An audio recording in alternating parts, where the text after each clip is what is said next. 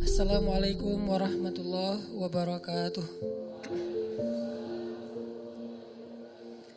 Alhamdulillahirabbil alamin. Nahmaduhu wa nasta'inuhu wa nastaghfiruh wa na'udzu billahi min syururi anfusina wa sayyiati a'malina. May yahdihillahu fala mudilla lahu wa may yudlil fala hadiyalah. Asyhadu an la ilaha illallah wahdahu la syarikalah wa asyhadu anna Muhammadan abduhu wa rasuluhu alladzi la nabiyya ba'dah. Allahumma shalli wa sallim wa barik ala sayyidina Muhammadin wa ala alihi wa sahbihi ajmain. Teman-teman yang dirahmati Allah Subhanahu wa taala, terima kasih banyak untuk semua yang udah ngebela-belain datang untuk kajian kita pada malam ini, sharing night kita, yang insya Allah kita akan bahas satu hal yang bikin Nabi beruban. Satu tema yang sempat membuat Nabi SAW bertambah banyak ubannya. Jadi kalau Nabi aja bisa beruban, kayaknya kita mungkin sampai rontok rambutnya nih. Seandainya kita benar-benar menghayati dan mencoba untuk mengamalkan tema ini. Nabi aja yang udah solehnya itu soleh bakat ya. Solehnya itu gift, saking solehnya. Itu sampai beruban mikirin tema ini. Apalagi kita yang mungkin solehnya udah effortnya luar biasa tapi masih hasilnya biasa-biasa aja. Dengan ujian dan fitnah di zaman kita jauh lebih bertubi-tubi. Kalau kata Nabi tentang zaman kita itu seperti potongan-potongan malam. Makin lama makin nambah fitnahnya, bukan makin berkurang. Ujiannya makin bertambah, bukan makin berkurang. Sehingga tema malam ini adalah tema yang sebetulnya serius. Walaupun tidak harus kaku, tapi tema yang penting. Bisa dibilang Islam itu cuma ada dua. Syahadat, istiqomah, udah itu aja. Kalau kita mau nanya Islam itu apa? Secara umum, garis besar dari Islam itu cuma dua. Pertama syahadat. Syahadat itu kalau kita terjemahkan dalam konteks kita yang udah muslim, berarti taubat atau hijrah, itu semuanya masuk dalam bab yang sama. Kalau non muslim berarti syahadat, masuk Islam. Kalau yang udah muslim berarti taubat atau berhijrah dalam makna yang lebih luas. Berarti Islam itu cuma hijrah sama istiqomah. Kalau kita benar-benar bisa ngejalanin dua tema ini udah cukup buat kita. Kalau dalam bahasa surat Ali Imran tuh, ya ayyuhalladzina amanu ittaqullaha haqqa tuqatih wa la tamutunna illa wa antum muslimun. Cuma dua itu. Ittaqullaha haqqa tuqatih wa la tamutunna illa wa antum muslimun. Belajar taat kepada Allah dan jangan berubah lagi sampai mati. Belajar untuk mencari ridha Allah dan jangan lagi berpaling sampai akhir hayat, last breath gitu, sampai nafas terakhir kita. Belajar untuk memprioritaskan Allah dan jangan lagi mengganda dengan yang lain sampai akhir hayat kita. Kalau kita bisa kayak gini, maka kita menjadi orang-orang yang muflihun, orang yang beruntung.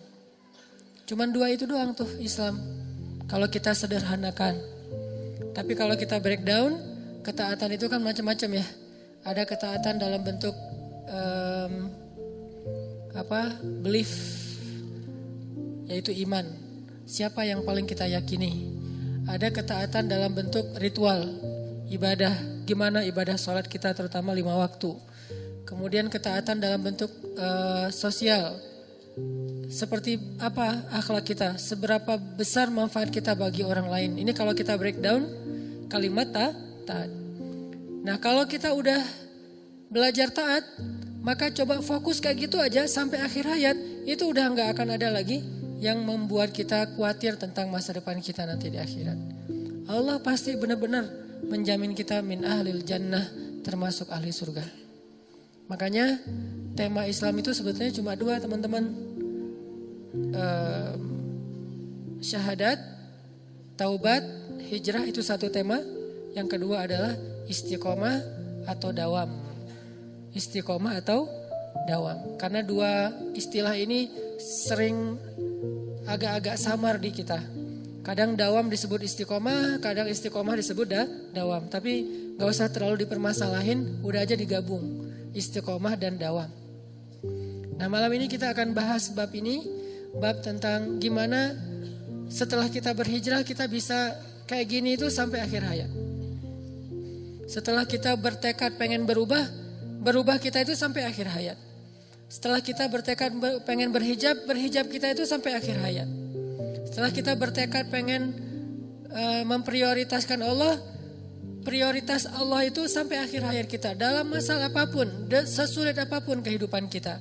Kita pengen belajar itu, satu tema yang kata Nabi telah membuat rambutku beruban. Jadi ada sahabat ngelihat Nabi, kenapa ya Nabi akhir-akhir ini kok rambutnya lebih banyak beruban? Cepat gitu, yang sebelumnya gak kayak gitu, sekarang lebih cepat, kayak banyak masalah. Kata Nabi apa? Syayyabatni, telah menjadikan aku beruban, suratu Hud wa ikhwatuha.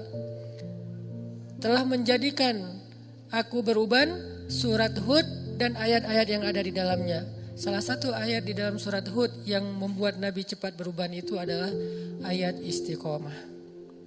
Coba kita buka surat Hud. Surat ke-11 ayat 112. Ini salah satu ayat yang bikin Nabi cepat beruban. Surat ke-11 ayat 112.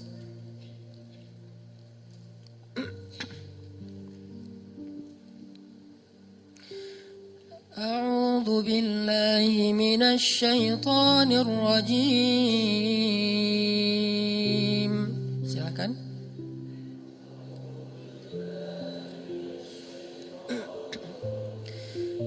Bismillahirrahmanirrahim.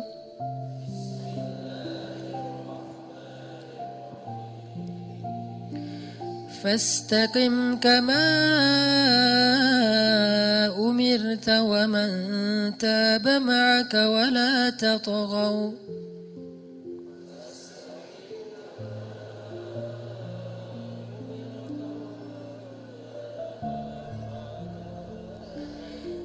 Innahu bima ta'maluna basir.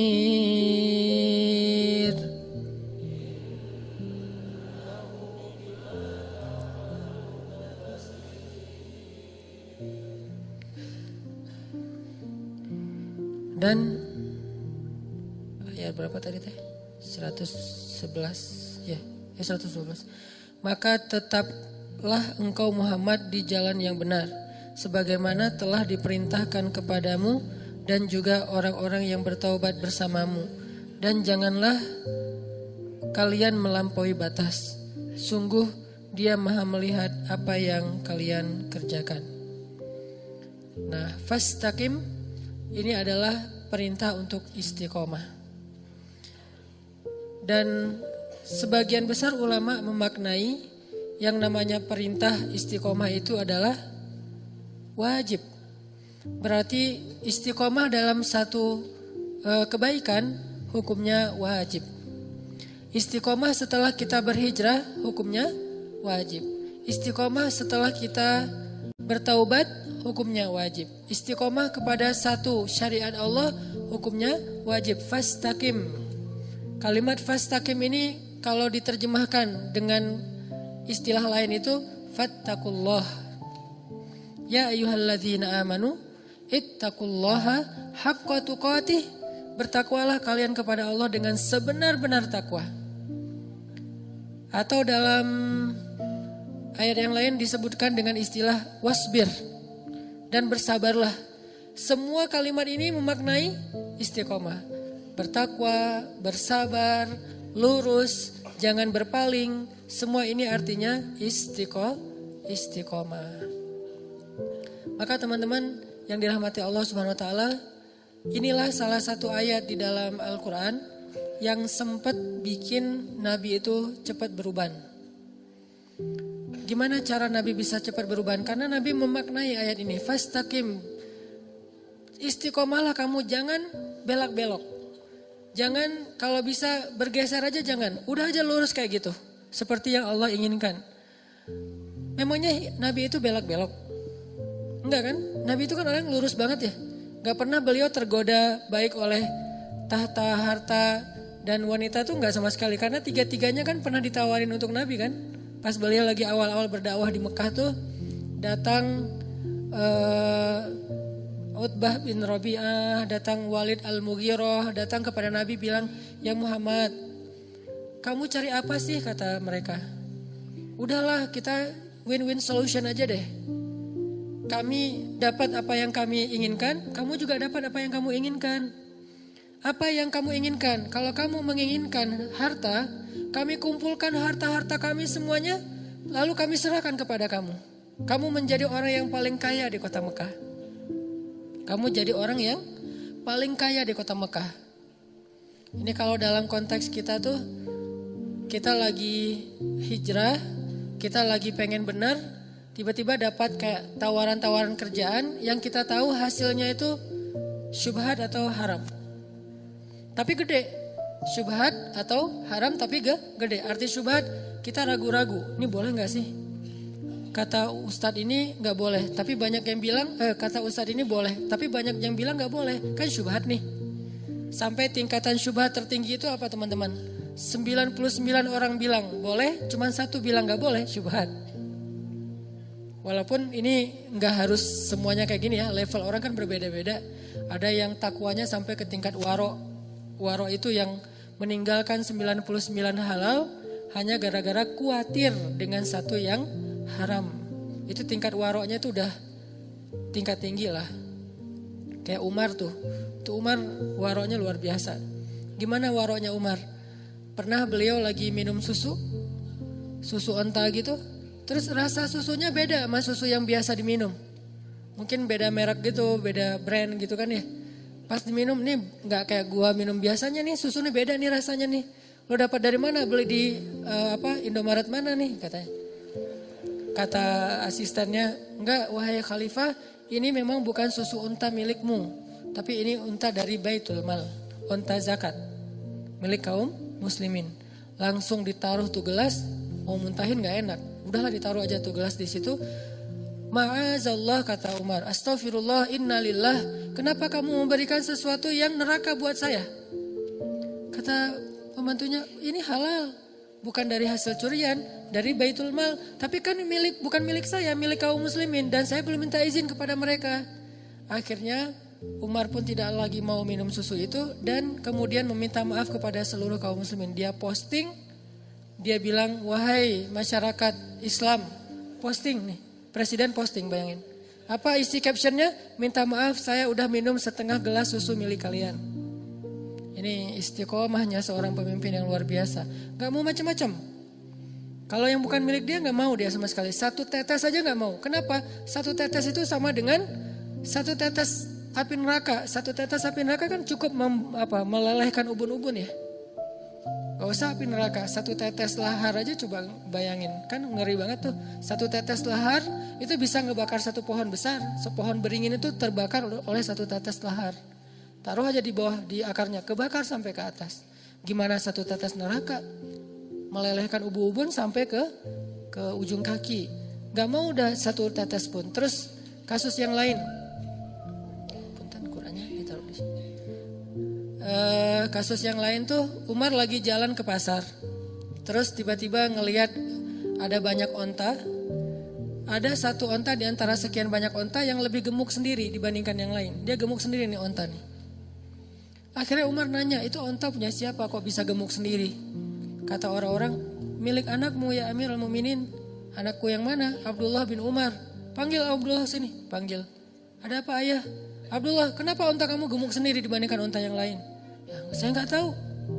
Ya, saya ngasih makan dari cara yang halal, saya kasih minum dari cara yang halal." Kata Umar, "Enggak. Pasti orang-orang mendahulukan ontamu daripada onta yang lain karena dianggap engkau anaknya Amirul Mukminin. Mereka akan memberikan rumput yang terbaik untuk ontamu sebelum onta-onta yang lain karena engkau anak Amirul Mukminin. Berikan air kepada onta anak Amirul Mukminin. Berikan rumput kepada onta anak Amirul Mukminin. Sehingga ontamu lebih gemuk sendiri dibandingkan onta yang lain. Tapi saya nggak pernah minta mereka melakukan itu. Tapi walaupun engkau nggak minta, mereka tetap melakukan itu, kata Umar. Terus gimana nih? Keputusan saya, kata Umar, jual ontamu itu ke pasar. Dengan harga pasaran, sama. Lalu keuntungannya, lalu hakmu adalah mengambil seharga ketika engkau membeli unta itu masih kecil. Bibit unta. Itulah hakmu. Sisa keuntungannya serahkan kepada Baitul Mal. Apa kata anak Amirul Mukminin? Sam'an wa ta'atan ya Amirul Mukminin. Sami'na wa ata'na wahai ayah. Gak ada protes-protes. Ini artinya bukan dia doang nih yang istiqomah. Dia mengistiqomahkan keluarganya. Bahkan pernah dia nyuruh anaknya itu ngembaliin hadiah gara-gara dapat hadiah dari temannya di Syam. Syam itu Suriah kalau sekarang. Salah satunya Damaskus.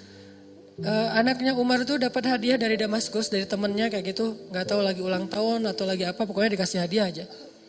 Pas sampai di Madinah dilihat sama Umar, ini dari mana nih hadiahnya nih? Kata anaknya, dari teman saya di Damaskus. Wah, balikin, kata Umar. Kenapa dibalikin? Sesungguhnya dia tidak memberikan hadiah ini kecuali karena dia melihat engkau sebagai anak Amirul Mukminin. Kalau engkau bukan anak presiden, emang dia akan ngasih hadiah? Ya saya nggak tahu. Maka dari itu kembalikan, yang bukan hak kita dibalikin. Saking luar biasanya istiqomah. Dan Nabi pernah diuji dengan yang kayak gini nih. Diteladani oleh Abu Bakar, diteladani oleh Umar. Teladan Abu Bakar apa? Ketika Abu Bakar hidup bersama seorang perempuan yang menikahi 3 laki-laki ahli surga tiga-tiganya. Siapa namanya? Asma bintu Umais. Cewek yang punya 3 suami, tiga-tiganya ahli surga. Bukan poliandri ya. Dia nikah, terus suaminya meninggal, nikah lagi, suaminya meninggal, nikah lagi, suaminya meninggal. 3 kali nikah. Dan 3 kalinya, tiga-tiganya itu ahli surga. Suami pertama Ja'far, Nabi menyebutnya Tayyar. Seorang laki-laki yang punya sayap di surga, itu Ja'far. Nanti kalau teman-teman masuk surga ngelihat ada yang terbang-terbang, itu Ja'far namanya.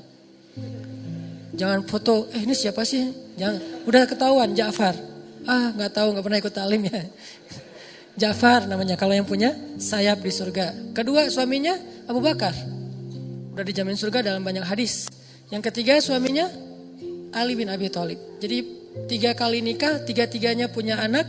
Dan 3 suaminya itu adalah min ahlil jannah. Mubasysyirina bil jannah. Orang yang dijamin masuk surga. Nah di masa Asma jadi istrinya Abu Bakar. Jadi Asma ini bisa dibilang satu-satunya perempuan yang pernah jadi ibu negara 2 kali. Pas istri Abu Bakar sama pas jadi istri Ali. 2 kali jadi ibu negara. Dan dia ibu negara pertama dalam Islam. Asma bintu Umais. Nah pas masa dengan Abu Bakar kan pedagang kain aslinya. Terus sejak dia jadi khalifah dia udah gak ngurus dagangannya. Sampai lama-lama habis aja bangkrut. Terus diputuskan oleh syuro bahwa Abu Bakar dapat gaji dari Baitul Mal. Gaji dari pemerintah gitu. Nah gajinya kecil. Sejak digaji keluarga Abu Bakar ini gak pernah makan daging lagi di rumah. Karena udah gak sanggup beli daging. Belinya cuman tempe, tahu gitu udah gak sempat beli daging. Sampai suatu saat Asma bilang, ya Abu Bakar boleh gak kalau misalnya kita tabung dari hasil belanja bulanan, saya sisihkan sedikit saja. Nanti setelah beberapa lama kalau udah cukup, saya pengen beli daging sesekali. 1/4 kilo juga nggak apa-apa, yang penting makan daging. Udah lama banget kita nggak makan daging. Kata Abu Bakar, coba aja kalau bisa disisihin setiap hari sama Asma. Yang harusnya beli, misalnya makan telur 1 orang 1 butir, sekarang 1 butir bagi 4 gitu telurnya teh. Telur rebus bagi 4. Terus juga kalau roti 1 orang 1, sekarang 1 orang 1 roti bertiga. Atau 1 roti seharian dicicil makannya. Diirit banget sama Asma. Sampai setelah beberapa lama akhirnya tabungan Asma ini bisa untuk beli daging sedikit. Dia bilang kepada Abu Bakar, ya Abu Bakar ini udah dapat nih bisa beli daging. Boleh saya pakai untuk beli daging? Berapa wahai Asma? Disebutkan angkanya. Lalu Abu Bakar mengatakan, wahai Asma, berarti gaji saya selama ini lebih ya? Lebih dari kebutuhan kita? Rela enggak jika kita berikan kembali gaji yang sisa ini kepada Baitul Mal dan mulai bulan depan gaji saya dikurangin sebagaimana yang kamu bisa menyisihkannya. Apa kata Asma? Sam'an wa ta'atan. Solehnya orang dulu tuh. Sam'an wa ta'atan, sami'na wa ata'na. Enggak ada protes, enggak minta cerai, enggak posting, enggak. Kan ada yang curhat lewat medsos gitu kan ya, posting, suami kok gini-gini amat, sok soleh lah, ahli, sok suci segala macam. Enggak, sam'an wa ta'atan kepada suaminya. Diajak susah, sesusah-susahnya sam'an wa ta'atan. Makanya emang pantas sih kalau Asma itu punya suami tiga-tiganya ahli surga. Karena emang gak enak jadi suami ahli surga. Pastinya akan banyak diajak susah. Walaupun ada juga ahli surga yang senang, kayak Abdurrahman bin Auf, Utsman bin Affan, itu kan ahli surga yang senang ya. Cuman kan gak bisa milih, saya mah gak mau sama Abu Bakar, maunya sama Utsman gitu. Takdir lah ya. Ada yang takdirnya kayak anak Nabi nikahnya sama Utsman. Ada anak Nabi nikahnya sama Ali. Dua-duanya ahli surga. Utsman ahli surga, Ali ahli surga. Dan dua-duanya salehah. Yang istri Utsman bersyukur, yang istri Ali bersabar. Mumin. Kalau kita kan ngebandingin, kenapa ya nggak saya aja sama Utsman? Coba ya kalau suami saya kayak Utsman, kamu sih malas kerja, kamu sih terlalu jujur, kamu sih apa segala macam.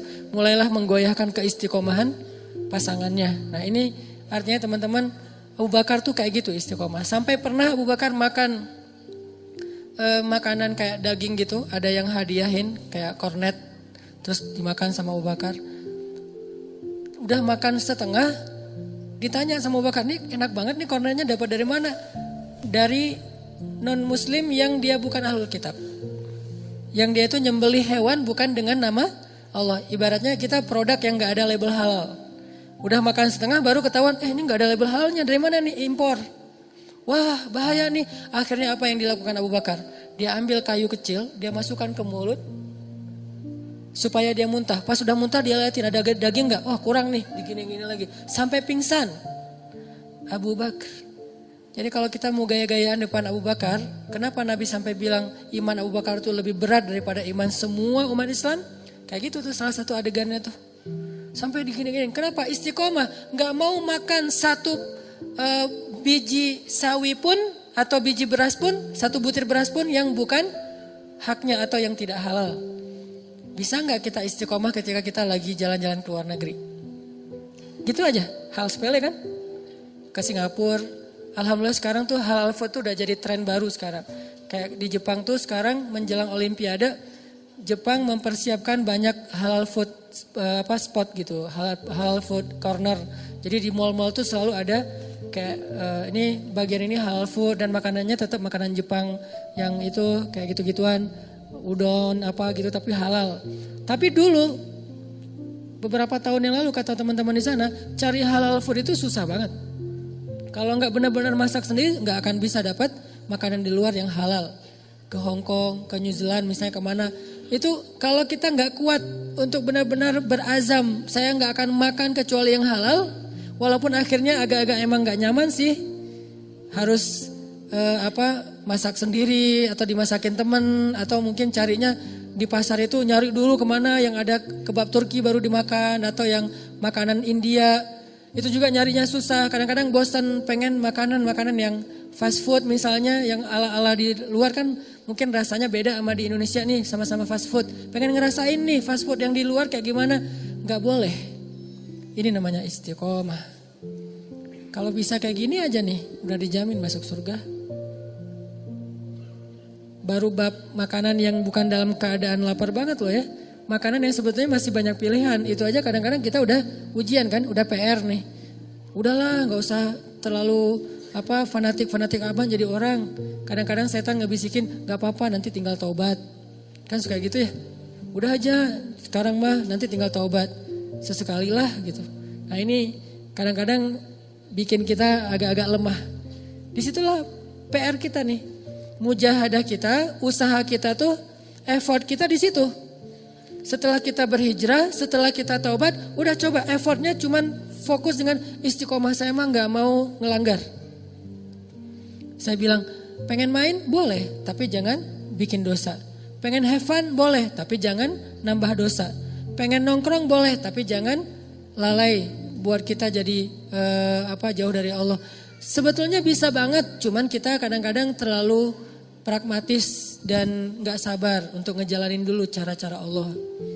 Salah satu misi saya dalam postingan-postingan di sosmed itu adalah, walaupun belum sempurna ya, saya pengen nunjukin lifestyle yang realistis aja lah, gak usah terlalu soleh-soleh amat yang mungkin hanya sebagian kecil orang yang bisa ngelakuin. Saya gak akan posting lagi sholat tahajud, kecuali emang sengaja syiar pengen ada event tahajud bareng.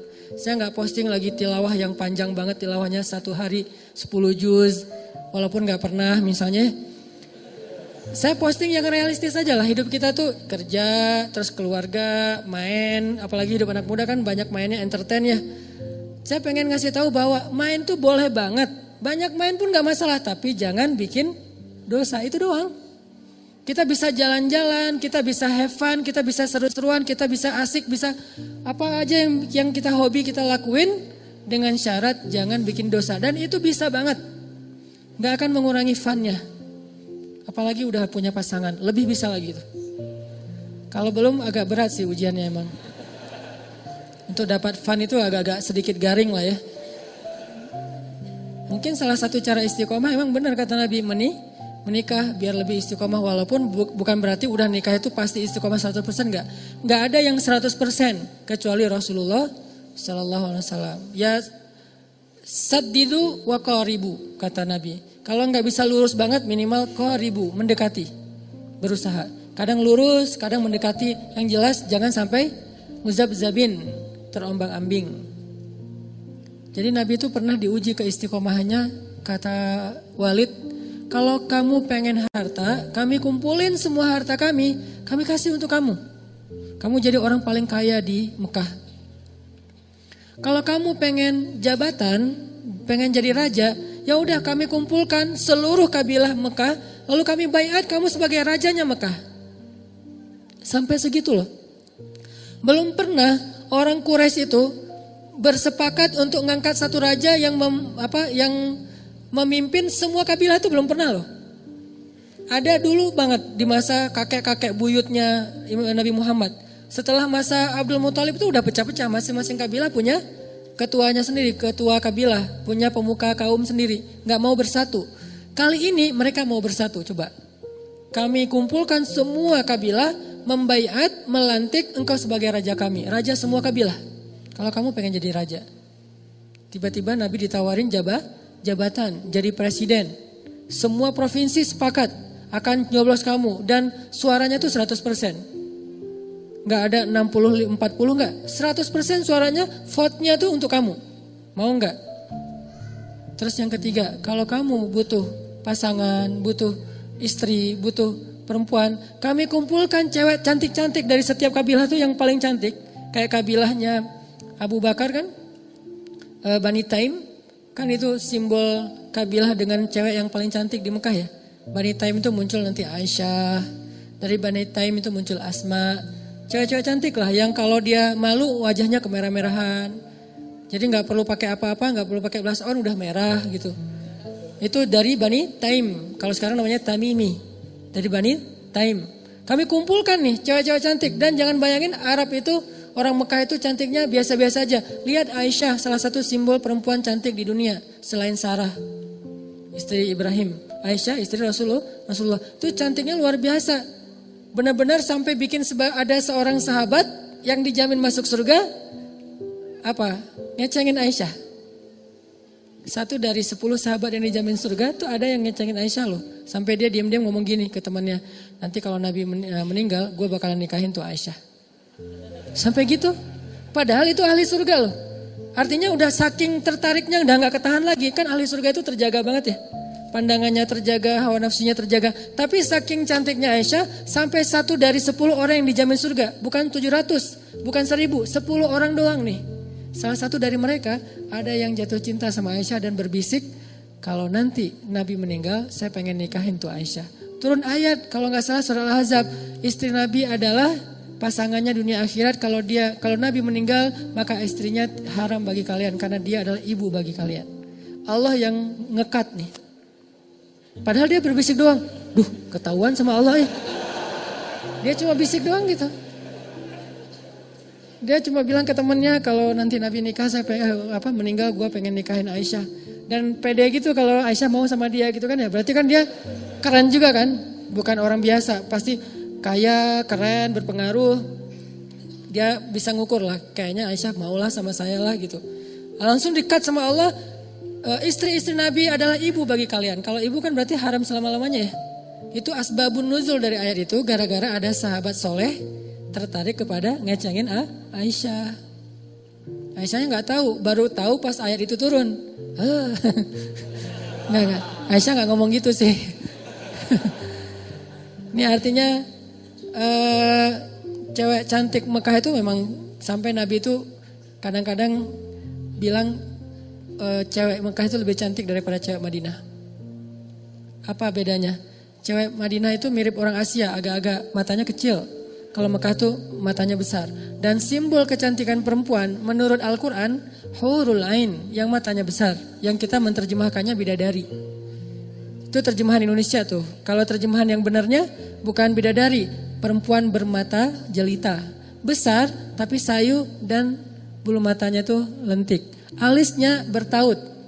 Gak lurus, kalau kita kan udah ditatoin masih lurus. Ini kurang gede, gedein lah. Lama-lama jadi kayak balok gitu. Enggak. Kalau Aisyah tuh benar-benar bertaut, terus bulu lentik, matanya besar tapi sayu, enggak sampai melotot gitu, enggak. Keren aja pokoknya. Sehingga simbol perempuan cantik menurut surat Ar-Rahman dan beberapa surat yang lain, hurul ain, yang matanya jelita. Nah, Mekah punya cewek dengan mata jelita di beberapa kabilah, salah satunya Aisyah. Sehingga ketika ada sahabat menikah dengan cewek Madinah pas sudah hijrah, Nabi nanya, kamu udah ngelihat belum calon istri kamu? Belum ya Rasulullah. Lihat dulu dong kata Nabi. Soalnya di mata cewek Madinah itu ada sesuatu. Di mata cewek Madinah ada sesuatu. Maksudnya apa? Orang Mekah itu senang yang matanya besar. Jangan-jangan kamu belum ngelihat. Takutnya nanti kamu di luar ekspektasi kamu. Loh kok gini? Postingannya kemarin beda perasaan. Soalnya belum diedit. Lihat dulu hasil originalnya, bukan hasil editannya. Akhirnya di situ ada kayak indikasi bahwa cewek cantik itu yang matanya besar.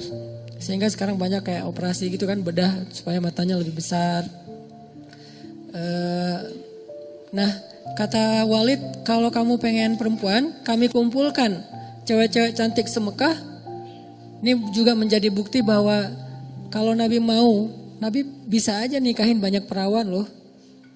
Kalau ada yang nuduh Nabi itu laki-laki yang ada kelainan dalam masalah kayak gituan, biologis segala macam. Enggak, kalau Nabi mau itu dapat tawaran tuh. Semuanya dari setiap kabilah dikasih satu yang keren-keren. Atau kalau mau lebih dari satu silahkan aja. Tapi Nabi mengatakan, syaratnya apa kata Nabi? Syaratnya kata Walid, itu yang kamu dapatkan. Terus apa yang kami dapatkan? Kata Walid, berhentilah berdakwah. Udah bubarin deh komunitas kamu tuh. Udah kamu jangan posting-posting lagi yang bikin orang makin nambah followers. Udah aja kamu biasa-biasa aja lah, nggak usah pakai 1 minute booster apa segala macam. Apaan sih? Pokoknya disuruh berhenti berdakwah. Kenapa? Karena semakin lama followers Nabi Muhammad semakin nambah, followers orang-orang kayak Walid itu semakin berkurang. Rata-rata tuh sehari unfollow tuh banyak banget loh dari akunnya Walid. Dia ngitung. Kemarin perasaan masih 100.000, kenapa jadi 90.000? Terus berkurang. Padahal Muhammad itu gak pernah ngejelek-jelekin akun orang lain loh. Gak pernah, jangan follow akunnya Walid _Al-Mughirah, jangan. Itu fake, Nabi gak pernah ngejelek-jelekin orang. Nabi gak pernah jadi haters, gak pernah komen yang negatif. Beliau fokus aja dengan dakwahnya. Tapi karena dakwahnya simpatik, karena dakwahnya itu emang keren, akhirnya orang tuh saling nge-repost, saling nge-tag, saling nge-mention, mulailah followers Nabi bertambah. Karena jumlah followers secara total emang segitu, kalau bertambah ke sini pasti berkurang dari sini kan? Ketika di sini bertambah, di sini berkurang karena mereka nggak akan nge-follow dua-duanya. Beda dengan kita, kadang nge-follow tuh banyak ya. Kalau mereka tuh nge-follow karena follow-nya tuh follow iman ya. Pilih satu, yang lain ditinggalkan. Tinggalkan dakwah. Tinggalkan kerjaan kamu itu, tinggalkan komunitas kamu, bubarin. Kata Nabi, seandainya matahari diletakkan di tangan kananku, rembulan di tangan kiriku, artinya diberikan dunia seisinya, aku tidak akan berhenti dari dakwah ini walaupun 1 jengkal. Ini namanya istiqomah. Kalau Nabi konteksnya dakwah, kalau kita minimal konteksnya hijrah. Mungkin kita nggak usah ngomongin dakwah dulu deh. Karena ujian dakwah ini kan berat banget ya. Minimal kita ujian pribadi aja dulu. Jangan dari orang lain. Kalau kita nggak dakwahin orang lain kan ujiannya dari orang lain. Kalau ini dari desakan diri kita nih. Hijrah istiqomah dalam makanan yang halal. Istiqomah dengan menutup aurat yang sempurna. Modal bebas. Saya selalu bilang modal jilbab itu bebas. Silakan mau pakai tutorial hijab yang gimana aja terserah deh. Yang penting menutup auratnya dengan baik. Bisa sampai ke lutut, bisa cuma siku, bisa cuman sepundak tapi dimasukin ke dalam, luarnya pakai coat gitu yang longgar kayak orang Turki misalnya. Terserah deh masalah model hijab, yang penting menutupnya dengan baik. Dan kata baik ini nanti ditafsirkan lagi dalam bab fikih. Saya nggak ngomongin fikih, yang jelas menutup aurat dengan baik. Istiqomah. Kadang-kadang ujiannya apa? Ujiannya panas, sehingga kita akhirnya agak-agak mikir nih. Dia kan cuma sepupu doang. Padahal sepupu itu kan bukan muhrim ya. Kan cuma sepupu doang, dari kecil juga main bareng dan gak ada perasaan juga. Bukan masalah perasaan kita. Dan bukan masalah perasaan dia. Gue percaya kok dia gak ada perasaan apa-apa ke saya. Saya juga gak ada perasaan ke dia. Kita saling percaya, tapi kita gak percaya sama setan.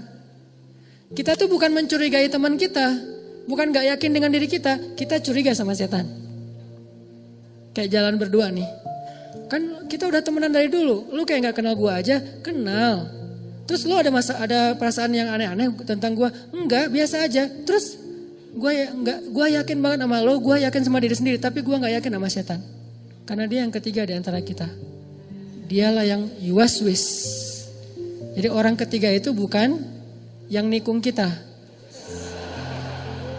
Orang ketiga itu bukan yang dengerin curhat. Orang yang ketiga itu bukan yang modus. Orang ketiga itu adalah setan, yuwaswisu fi sudurin nas. Jadi kita tuh bukan nggak percaya sama teman kita. Kita bukan gak percaya sama sepupu. Dia gak akan ada perasaan, Ustadz ke saya. Kalau gak ada perasaan kan gak apa-apa. Bukan masalah dianya, nanti setan. Gimana maksudnya Ustadz? Yuwaswis. Awalnya gak ada perasaan, tiba-tiba datanglah setan. Membisikkan sesuatu di dalam hatinya, muncullah rasa tertarik. Rasa tertarik itu nuktah. Jadi satu noda hitam di hati dia. Tiba-tiba sholat udah gak bisa khusyuk. Dia gak sengaja ngelihat aurat kita, tapi gara-gara gak sengaja terus jadi kayak ada perasaan apa gitu. Oh ternyata putih juga ya, ternyata cantik juga ya, ternyata bening juga ya. Jadilah sholatnya gak khusyuk. Gara-gara sholat gak khusyuk, jadilah hidupnya gak khusyuk. Kalau hidup udah gak khusyuk sehari, 2 hari, sebulan, 2 bulan, bahaya tuh. Sehari aja hidup kita gak khusyuk, itu udah mulai bahaya. Apalagi sampai berminggu-minggu, berbulan-bulan, itu bisa bikin kita gampang banget ngelakuin dosa-dosa besar. Dari situ kan setan bermain, makanya istiqomahnya tuh walaupun sepupu juga, walaupun cuma sebentar, walaupun di rumah, tetap aja menutup aurat walaupun panas banget. Jakarta, Surabaya, Palu, ini beberapa kota yang saya pernah datang dan panas banget ya. Di Aceh tuh, di rumah aja panas, apalagi kalau nggak ada AC. Dan di rumah tuh kalau lagi mudik gitu, yang ngumpul kan sepupu-sepupuan tuh. Istri saya kalau lagi mudik kan ketemu sama sepupunya semua. Sepupu itu muhrim bukan. Yang muhrim itu orang tuanya sepupu, paman, bibi itu muhrim. Tapi sepupunya bukan. Terus gimana caranya? Kalau di depan orang tuanya boleh buka jilbab. Tapi kalau pas datang anaknya langsung tutup. Panas Ustadz. Nah itulah yang disebut dengan istiqomah. Laki-laki juga gitu. Istiqomah mencari rezeki yang halal untuk istri dan anak-anaknya. Minimal cari untuk diri sendiri dulu. Yang halal. Pastikan itu halal. Kalau sedikit aja ragu-ragu, nggak mau deh. Nah ini istiqomah. Bisa kayak gitu aja insya Allah dijamin masuk surga. Insya Allah nanti kita lanjutkan setelah sholat isya. Bismillahirrahmanirrahim. Teman-teman yang dirahmati Allah SWT, kita tadi belajar tentang ayat istiqomah di dalam surat Hud. Salah satu ayat yang membuat Rasulullah SAW beruban. Nabi itu gak beruban karena gak ada duit. Nabi itu gak beruban karena mikirin karir. Nabi itu gak beruban karena kurang hiburan.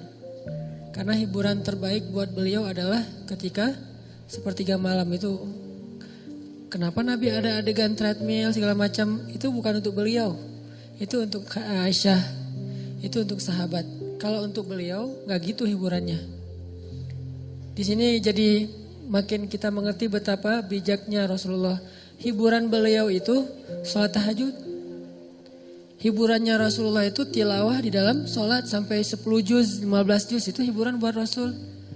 Terus kenapa Nabi masih ada treadmill bareng Aisyah, main kuda-kudaan bareng Hasan Hussein, nonton show bareng Aisyah juga, terus kayak barbekyuan di rumahnya Sofia.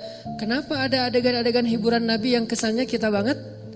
Karena Nabi pengen menghibur keluarganya, sahabatnya. Kalau menghibur mereka dengan cara Nabi, mereka mungkin belum bisa terhibur.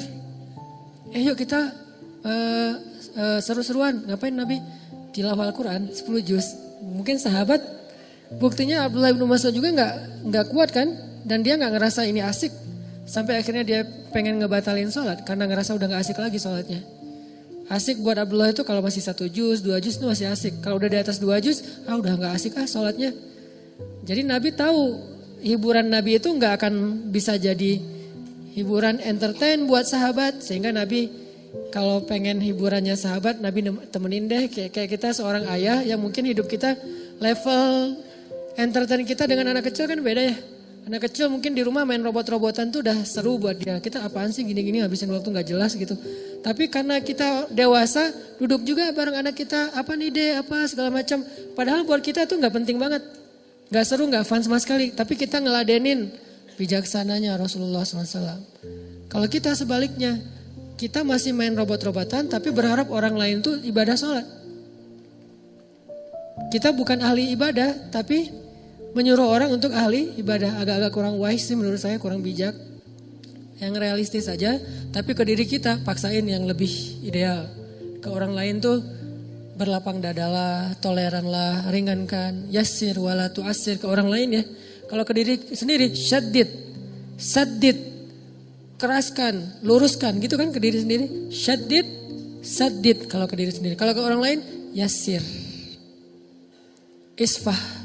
Kalau ke orang lain tuh mudahin, lapangkan, maafkan, gitu-gitulah ke orang lain. Ke diri sendiri, syaddid, kuatkan atau ikat yang erat, saddid, luruskan, gak boleh melenceng sedikit pun. Nah, Nabi itu gak pernah beruban dalam masalah-masalah yang menurut kita tuh masalah besar. Buat Nabi apa-apaan sih kayak gitu aja kok dipikirin buat Nabi. Tapi Nabi beruban dengan surat Hud. Kenapa? Berarti kan emang ini masalah besar banget nih istiqomah. Padahal Nabi itu bisa dibilang orang yang paling istiqomah.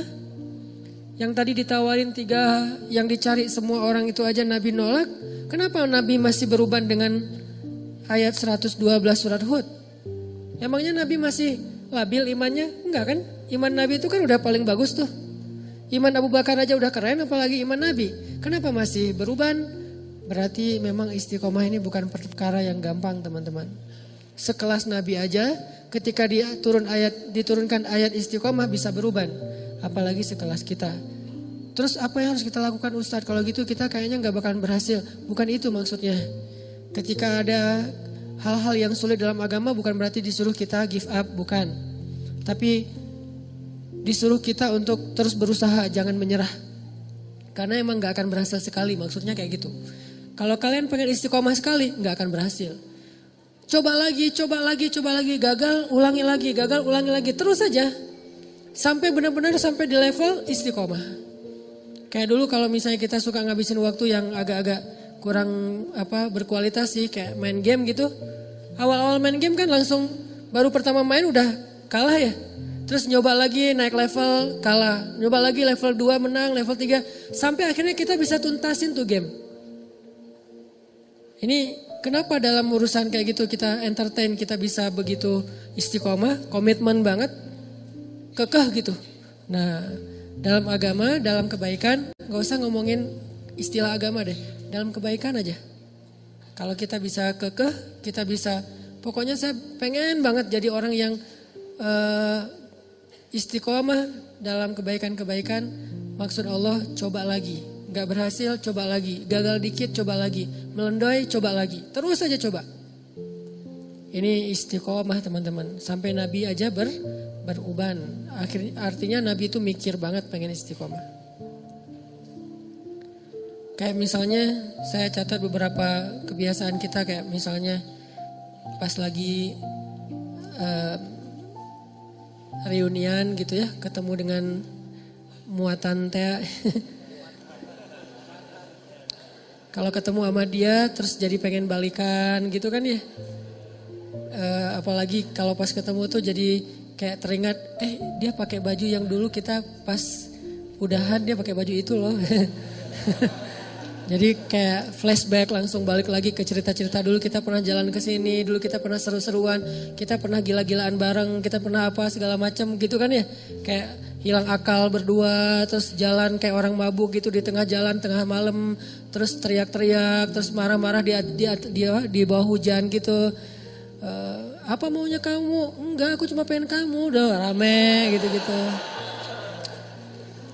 Terus jadi kegoda nih pengen balikan. Nah, istiqomah adalah pokoknya saya udah azam, bertekad saya nggak akan balikan kecuali dengan cara halal. Itu istiqomah tuh. Dia kayak ngasih harapan lagi gitu. Mulai akun lo apa sih, gue pengen ngefollow. Mulai ada cari-cari harapan, ngasih-ngasih harapan gitu. Mulai caper-caperan, mulai basa-basi lagi. Ada sinyal-sinyal pengen balikan. Tapi kita tahu dia nggak mau serius. Arti serius dia nggak pengen halal, cuman pengen seru-seruannya doang. Berarti istiqomah di sini adalah saya nggak bakalan balikan kecuali dengan saya terima nikahnya kamu. Kamu ambil deh cincinnya, pakai Bruno Mars lah pokoknya. Marry you. Kalau lo pengen balikan, ya udah ambil cincin ini, kita nikah aja. Terus habis itu kita bisa seru-seruan, gila-gilaan habis nikah. Nah, ini namanya istiqomah nih. Gak mau balikan kecuali dengan cara terhormat. Terus kayak lagi punya duit, ngelihat ada teman kita kayak bedah plastik gitu, apa bibirnya pengen disuntik, jadi lebih tebal misalnya kan ya, kan lebih keren, lebih seksi gitu. Gue berapa sih kalau mau pengen nebelin bibir?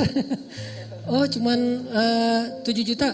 Wah gue ada nih uang hadiah ulang tahun gue dari nyokap misalnya 5 juta, terus dari ayahnya 5 juta, 10 juta nih. Bisa nih kayaknya gue suntik-suntik bibir biar lebih tebal gitu, kayak siapalah gitu, gak usah disebut namanya. Nah ini kan godaan ya, kita bisa tapi gak boleh, itu kan godaan banget tuh.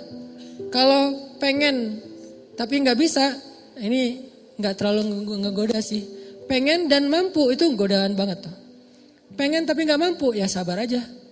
Gue sabar orangnya, kenapa? Gak bisa juga, gak mampu gitu. Tapi kalau bisa, mampu, kayaknya udah gak ada masalah, kita masih nahan, berarti istiqomah insya Allah. Jalan nih, duitnya sih nipis, tapi jalan bareng teman-teman. Lihat Onitsuka gitu kan ya, wah nih modelnya warnanya gua banget nih.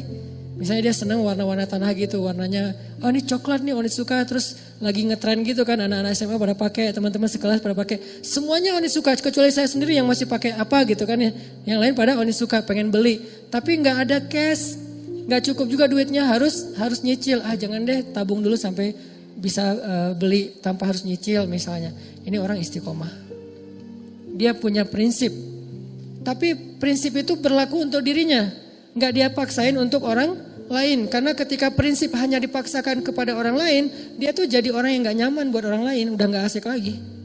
Kalau prinsip itu dia paksain buat dirinya, ke orang lain dia lebih kayak tadi tuh toleran, dia paham, mengerti, pengertian ke orang lain, semua orang berproses. Itu dia tetap orang soleh dan asik. Orang jadi gak asik tuh kan gara-gara memaksakan prinsip ke orang lain ya. Padahal dia sendiri juga belum kayak gitu. Nah, jangan maksain, tapi kita contohin, kita bikin itu sesuatu yang buat dia aku pengen lu kayak kamu, orangnya tuh gak kegoda walaupun di antara teman-teman yang pada misalnya lagi naik gunung gitu, udah lama dia udah berhenti ngerokok nih. Pas kali-kalinya lagi pengen ke gunung, dingin, yang lain pada udah coba aja sebatang.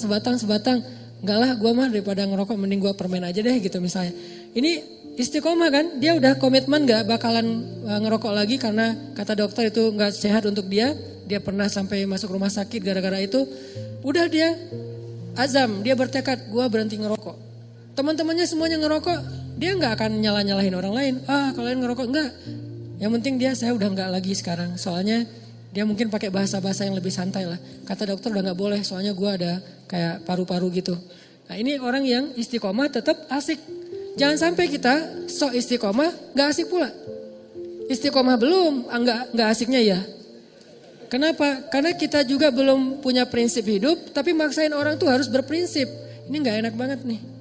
Toh Nabi aja kayak tadi tuh, beliau punya standar ideal banget, tapi ke orang lain gak pakai standar itu.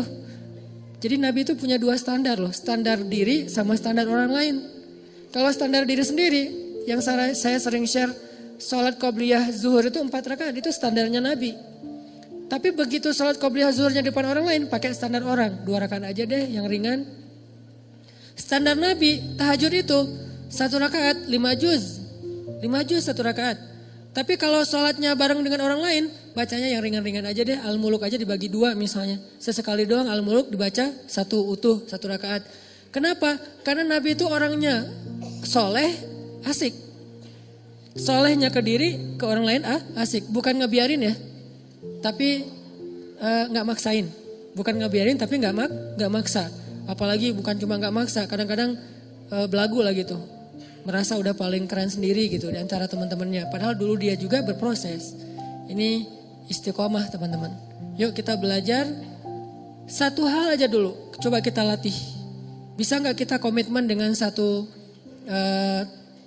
program kita nih. Saya tahun 2018 pengen program misalnya berat badan gak boleh lebih dari, kalau saya karena tingginya sekian misalnya berat badan sebutlah maksimal 65, idealnya sih 60. Kalau udah lebih 60 berarti saya udah gak istiqomah.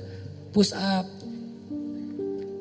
minimal sehari push up 50 kali. Bisa gak istiqomah dan dawam? Istiqomahnya apa? Makan gak boleh lebih dari jam 7 malam misalnya. Malam sebelum tidur minum air hangat. Atau malam jam 9 itu paling telat minum air hangat. Karena katanya ya, bukan saya juga gak ngerti. Katanya kalau minum air hangat itu membakar lemak, gak tahu sih. Atau treadmill, lari, sepeda seminggu 2 kali misalnya. Terus pull up, minimal sekali pull up itu 5 kali deh. Kalau gak mau banyak-banyak 5 kali. Latih terus, nah dawam dan istiqomah dengan pantangan-pantangan. Dawamin programnya, istiqomah dengan pantangannya. Gak boleh kebanyakan gula, gak boleh kebanyakan soda. Mulai belajar minum kopi sedikit gula sampai minum kopi gak pakai gula. Terus juga gak pakai soda. Yang soda-soda mulai ditinggalkan. Terus lama-lama mulai dawamin air putih, makan makanan yang sehat, pola hidup, tidur yang cukup. Semua ini adalah istiqomah dan dawam. Satu hal aja, pokoknya saya pengen ikut sunnah yang kayaknya kece nih. Apa? Six pack. 2019 harus jadi nih badan. Terus latihan, nggak mungkin kan six pack tapi yang lain nggak kebentuk ya. Yang namanya six pack insya Allah kebentuklah semuanya, puncaknya di perut. Kalau nggak six pack minimal 3 lah. 3 juga udah cukup. Atau kalau nggak 3 juga minimal nggak offset lah. Rata gitu ya nih. Bisa rata aja udah keren banget tuh. 2018 gue pengen rata. Mungkin badannya tuh gak sekeren Adirai. Tapi minimal bisa dibilang otot gitu. Nah ini jalanin, dawamin programnya. Istiqomahin pantangannya. Satu hal aja. Kalau mau ngomongin hal-hal yang sifatnya sunnah tapi kece gitu. Kalau mau sunnah yang lebih bold. Dan gak usah diomongin ke orang lain. Pokoknya 2018 gue pengen hafal 5 juz. Ini bold ya. Bukan yang lebih entertain. Buat sendiri aja. Pengen 5 juz. Gak usah diumum-umumin. Gak usah posting 2018 5 juz. Ngapain diposting? Ya kayak gitu-gitu. Kalau yang mau diposting banyak main, banyak manfaat. Gak apa-apa posting. Kan gak ada riak juga kan. Wah main riak. Gak apa-apa kalau main riak mah ya. Tapi kalau saya posting banyak tilawah, banyak salawat, agak-agak gimana gitu. Karena saya ngerasa belum banyak tilawahnya. Masa saya tilawah misalnya sekali sejuz sehari, bilang banyak. Sementara guru saya, anggota dewan di Jakarta tuh sehari 10 juz. Dan itu dari sejak kelas 6 SD udah kayak gitu. Sehari 10 juz, murajaah hafalannya. Berarti 3 hari khatam. Beliau baru boleh bikin tagline banyak tilawah. Udah kita baru 1 juz gak usah bikin banyak tilawah. Udah aja yang realistis lah, banyak main tapi jangan banyak dosa. Karena kalau main, ria nggak masalah, nggak akan menggugurkan pahala main ya. Ustaz, jangan ria atuh dengan main. Emang pahala gitu. Kalau niatnya untuk dakwah mungkin pahala. Tapi setidaknya amanlah dibandingkan ibadah. Coba, 2018 saya pengen 5 juz. 5 juz itu setahun. Jangan dikejar sebulan, nggak bakalan jadi tuh. Kecuali kita benar-benar fokus tinggal di pesantren yang ngafal Quran, kayak nggak ngapa-ngapain. Kalau normalnya mah untuk kita lebih realistis setahun deh 5 juz. Mumpung saya masih 19 tahun nih. Target nikah 24 tahun. Ada 6 tahun kan? 6 tahun setahun 5 juz. Jadi tuh. Akad nikah. Qul a'udzu birabbin nas. Wah gitu doang. Jangan lupa. Ini ayat surat terakhir yang saya hafal dari Al-Baqarah maksudnya. Bukan qul a'udzu birabbin nas baru mulai ya. Qul a'udzu birabbin nas itu udah selesai. Maharnya apa? Seperangkat alat sholat. Maharnya apa? 1 gelang, 1 cincin, 1 rumah, 1 mobil. Ditutup dengan surat An-Nas. Daripada ditutup dengan surat Al-Baqarah, Alif Lam Mim misalnya. Surat An-Nas. An-Nas setelah dia menghafal dari Al-Fatihah sampai Al-Falaq ditutup dengan An-Nas. Bisa tuh 6 tahun, setahun 5 juz dibagi. Dibagi per bulan, dibagi lagi per hari. Itu dawam. Jadinya sedikit banget enggak Ustaz, enggak keren ah. Keren kalau dawam. Kalau cuma sehari enggak keren emang. Tapi kalau dawam itu keren. Makanya ketika ada sahabat nanya ke Nabi, "Ya Rasulullah, ayyul amal ahabba ilallah?" Amal apa yang Allah paling suka? Apa jawaban Nabi? Adwa muha wa in qallat. Yang paling dawam walaupun sedikit. Yang paling dawam itu artinya konsisten. Kalau istiqomah itu artinya komitmen. Yang paling dawam walaupun sedikit. Sedikitnya misalnya coba 5 juz bagi setahun. Saya belum pernah bagi. Anggap aja sehari ngafalnya cuma 2 baris atau 3 baris. Sehari cuma 3 baris. Nggak seru kurang keren. Teman-teman saya tuh sehari 1 halaman. Jangan lihat sekarang, lihat setahun. Ketika itu sudah dawam, itu jadi keren di mata Allah. Malah kata Nabi itu amal yang Allah suka banget. Coba bikin program gak usah banyak-banyak tapi targetnya dicicil. Jadi bikin program cicilan, jangan bikin program cash dalam amal soleh. Saya pengen nyicil hafal Quran, saya pengen nyicil tahajud. Gimana nyicil tahajud? Mulai dari target saya tahun ini tahajudnya lengkap 11 rakaat dimulai dari jam 3. Nyicilnya dari jam 4:04. Kan azan jam 4 misalnya 30. Ada waktu 15 menit. Salat tahajud apa Ustaz? Witir dulu 1 rakaat. Beberapa minggu asal bisa dawam aja nih. 2 minggu setiap malam bisa witir 1 rakaat. Itu keren loh. Daripada semalam 11 rakaat 3 juz besok enggak. Sebulan kosong. Enggak gitu. Mending gua 2 minggu ke depan sebelum sholat subuh wajib witir 1 rakaat deh. Gitu aja. Witir 1 rakaat. 2 minggu tuh witir 1 rakaat. Allah tuh sayang banget sama kita. Minggu ketiga mulai witir 3 rakaat deh. Bulan berikutnya tambah tahajud 2 rakaat, witir 3 rakaat. Mulai bangun jam 4, mulai bangun jam 4 kurang seperempat, mulai setengah 4, mulai setengah 4 kurang, mulai jam 3. Jam 3 udah mulai normal nih, jaga tren itu tuh. Kalau udah dijaga setahun, insya Allah itulah amal yang paling disukai Allah. Baru disebut ahli tahajud. Kalau belum, namanya bukan ahli tahajud, pernah tahajud. Pernah tahajud, pernah tilawah 1 juz ya, pernah puasa Senin Kamis, pernah sedekah, pernah doang. Pahala sih, cuman nanti di akhirat nggak digolongkan dalam golongan itu. Kan di akhirat itu ada golongan ya. Yauma idzi yasdurun nas ashtatan. Ashtatan itu artinya kelompok-kelompok. Masing-masing ada komunitas. Nanti di akhirat itu ada komunitas subuhan, ada komunitas tahajudian. Ada komunitas sedekah, ada komunitas kayak duha gitu. Nah, ada orang yang di komunitas mana aja dia ikut. Kayak kita sekarang senang ngegeng gitu. Geng sana ikut, geng sini ikut. Anak-anak parkour dia main, anak-anak BMX dia main, anak-anak skate dia main, anak-anak motor dia jalan juga touring. Artinya kan dia gaul banget ya. Karena semua bisa, BMX bisa, parkour bisa, skate bisa, mau motoran bisa. Anak sepeda dia ngegoes kemana ikut. Berarti dia bisa semua nih. Di akhirat ada yang kayak gitu juga sih. Tahajud ada dia, duha ada dia, sedekah ada dia. Yang parah gak ada di mana-mana, sendiri doang nih. Kenapa bisa sendiri? Karena dia pernah tahajud, pernah duha, pernah sedekah, pernah tilawah, bukan ahlinya. Lihat ahli dengan pernah bedanya, dawam dan istiqomah. Jadi kalau kita pengen punya komunitas nanti di Padang Mahsyar, komunitas itu beda loh treatmentnya sama sendiri. Komunitas itu biasanya dapat banyak kemudahan nanti di Padang Mahsyar. Kenapa? Saling mentestimoni gitu. Ya udah kayak kita misalnya check in under group dengan sendiri. Kalau FIT kita jalan sendiri tuh harga tiket lebih mahal satu. Kalau beli tiket grup itu lebih murah.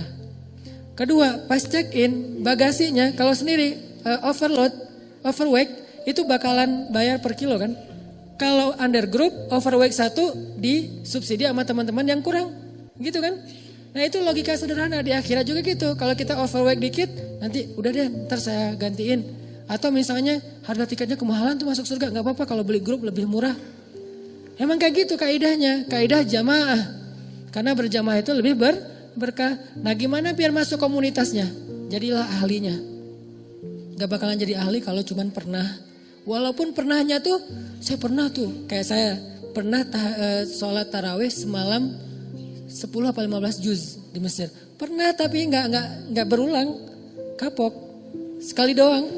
Itu juga gak sengaja. Diajak sama guru saya, Hanan yuk ikut tarawih. Imamnya bagus. Kan saya kayak imam hunter gitu kan, mencari-cari imam yang keren gitu, yang bacaannya bagus saya cari tuh, enak soalnya. Dan saya pasti milih softnya di luar masjid, walaupun yang terbaik di soft pertama, tapi untuk sholat sunnah saya pengen nyoba di luar, imamnya bagus dan soundnya di Mesir itu bagus-bagus tuh. Jadi kita kayak lagi nongkrong tapi ngedengerin sholat.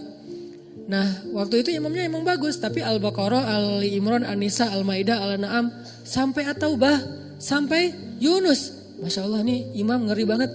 Tahajud dari mulai habis isya selesainya gak sempat makan sahur. Antara 10 sampai 15 juz. Cuman sekali doang. Dan nyesel pula tuh. Gak tahu berpahala apa enggak nih. Nyeselnya kayak saya jadi pas saya baca cerita Abdullah bin Mas'ud yang sholat di belakang Nabi terus dia kayak nyesel gitu, saya kebayang karena saya juga pernah ngerasain kayak gitu. Sholat di belakang Nabi nih Abdullah bin Mas'ud. Pertama enak lama-lama, loh kok lama banget nih gak sujud, gak ruku-ruku. Lama-lama Abdullah mengatakan tahu gini saya gak akan ikut dari awal. Dia ngebatin kayak gitu. Saya juga kayak gitu pas saat tahajud. Tahu gini saya gak mau ikut sama Syekh. Pas pulang gimana Hanan? Besok lagi, aduh gak enak badan Syekh. Gak mau lagi seumur-umur. Sampai sekarang kalau dibawa lagi ke Mesir gak mau saya.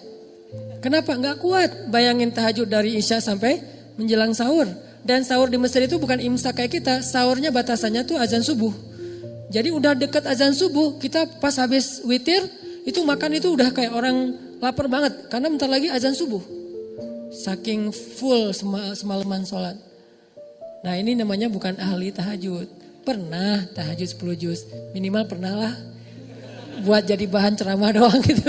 Ya gue pernah loh sholat tahajud 10 juz. Padahal cuma sekali doang. Dan itu juga gak sengaja dan nyesel lagi. Kalau orang yang di masjid itu, nah itu baru keren.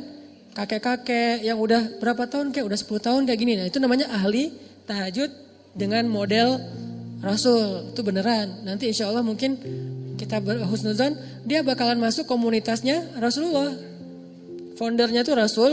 Terus anggotanya tuh orang-orang yang tahajud kayak Ibnu Abbas, Abdullah bin Zubair, kayak gitu-gitulah anggota-anggotanya. Termasuk yang di masjid Sayyidah Zainab nama daerahnya. Masjid Sayyidah Zainab itu kalau kayak saya yang cuma pernah sekali gak masuk komunitas. Tapi berpahala gak? Kalau ikhlas tetap berpahala. Pahala sama komunitas itu beda. Pahala itu reward. Kalau komunitas itu kayak dapat satu anggota, tanda anggota tuh. Bukan reward doang. Jadi tanda anggota dan beda nanti treatmentnya di akhirat. Dawam istiqomah. Istiqomah di sekolah tuh teman-teman semuanya punya pasangan. Pacaran gitulah. Kita istiqomah sendiri. Kan keren ya, soalnya gak ada yang mau misalnya. Pengalaman.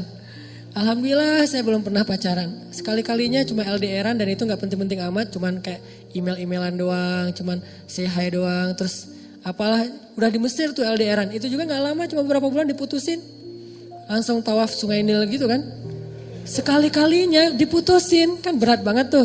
Alhamdulillah gak pernah pacaran yang kayak sentuhan, jalan bareng tuh gak pernah. Kenapa? Alhamdulillah gak ada yang mau. Lo mau gak sama gue? Enggak males banget. Lo mau gak? Enggak, males banget. Semuanya males banget. Ya udah deh, gue sendiri aja. Alhamdulillah. Gara-gara gak pernah jadi kayak jadi ada obsesi yang terpendam gitu kan. Pokoknya saya pengen pacaran yang gila-gilaan. Terwujud setelah halal. Makanya bisa habis-habisan, bisa totalitas, bisa kemana-mana. Pokoknya pengen ngabisin waktu pacaran aja deh berdua. Nah ini artinya istiqomah. Walaupun penyebabnya kadang-kadang emang nasib sih. Istiqomahnya nasib. Kenapa gak pacaran tadi? Gak ada yang mau. Gak menarik, gak berprestasi, gak tajir juga, gak keren. Dulu. Sekarang juga enggak gitu ya. Sombong. Nah artinya teman-teman bisa enggak nih di SMA nih anak-anak SMA ya. Apalagi yang masih SMA. Teman-teman yang lain tuh kayak semuanya pada punya pasangan gitu. Kalau misalnya pas liburan sekolah jalan kemana. Terus di bangkunya ada nama dia masing-masing ditulis di bangku gitu. Kita bangku kosong gitu kan ya. Rapi banget bangkunya. Gak ada tulisan siapa-siapa gitu. Nah ini namanya istiqomah. La tahzan. Jangan khawatir kalau kita istiqomah. Kenapa? Orang yang istiqomah itu kan identiknya kadang-kadang dia kayak kesepian ya. Sendiri, gak punya teman. Terutama ketika dia hidup di lingkungan yang lain pada seru-seruan. Dia sendiri yang gak seru. Akhirnya kayak gak dilibatin. La tahzan kalau kita ngerasa sendiri. Kenapa? Nahnu awliyaukum fil hayati dunya wa fil akhirah. Kata Allah, kami akan nemenin kamu. Kami, bukan saya, kami. Siapa kami? Allah dan para malaikat. Cuman kita gak ngelihat doang. Tapi sebetulnya kita tuh punya geng. Ketika kita istiqomah itu kalau kita ngerasa gara-gara istiqomah jadi sendiri. La tahzan, jangan khawatir. La tahzan, jangan berkecil hati. La tahzan, jangan sedih. Nahnu awliyaukum fil hayati dunia. Kami temenin kamu di dunia. Dan nanti kami temenin kamu di akhirat. Allah yang janjiin bakalan nemenin kita. Tanpa niat kita ngejauhin orang lain ya. Orang yang ngejauhin kita gak ada pengen ngejauhin orang. Kalau kita yang pengen ngejauhin orang lain, itu beda babnya. Itu kesannya kita kayak eksklusif gitu, gak boleh. Tapi kalau orang yang ngejauhin kita gara-gara gak bisa diajak happy-happyan, seru-seruan kayak gitu. La tahzan, jangan sedih. Nahnu awliyaukum. Kami akan nemenin kalian kata Allah di dalam Al-Quran. Mudah-mudahan ini jadi motivasi buat kita.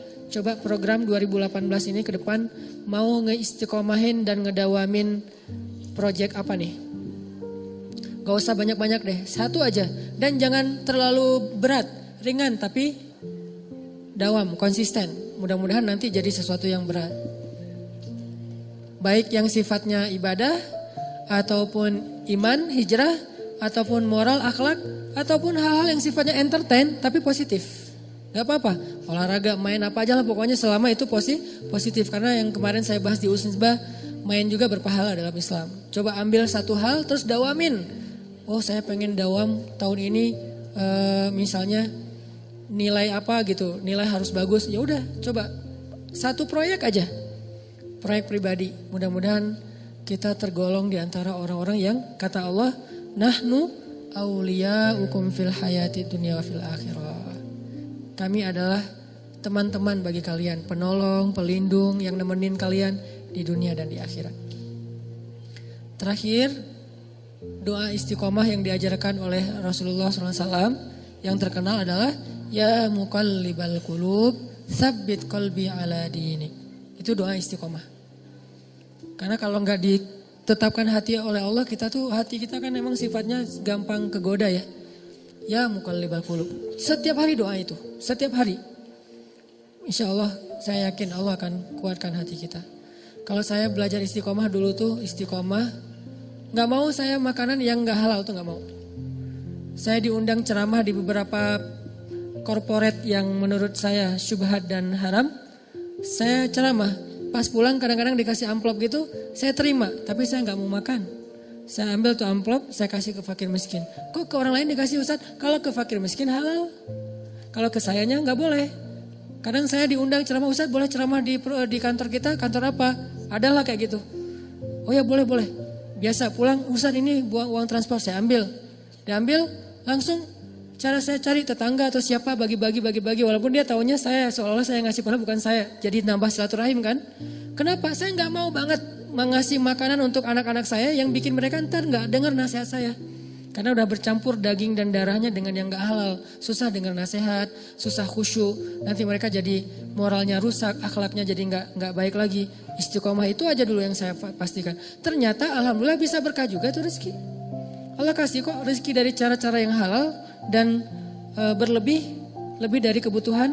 Nah ini artinya la tahzan, gak usah khawatir. Walladzina jahadu fina lanahdiyannahum subulana wa may yattaqillah yaj'al lahu makhraja. Yang bersungguh-sungguh di jalan kami kasih jalan-jalan keluar. Siapa yang taat kepada Allah, Allah kasih jalan keluar. Mudah-mudahan ini bermanfaat. Barakallahu li wa lakum.